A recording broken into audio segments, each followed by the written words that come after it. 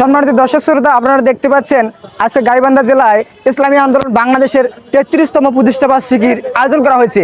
So on the occasion of this function, many people are coming to this place. So today I have decided to represent the function, the activities of the workers, the members of Islami Andolon Bangladesh. So after coming to this place, I am so much excited to create a video about their activities. Actually, this party is one of the greatest parties in our country.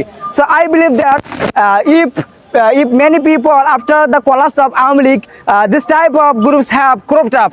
So this is a good news for us that when we have got this opportunity to arrange many functions, so I feel that this type of functions being arranged will attract the attention of the people. আপনারা দেখতে পাচ্ছেন ইসলামী আন্দোলন বাংলাদেশের যে প্রতিষ্ঠা বার্ষিকী এই অনুযায়ী আজকের এখানে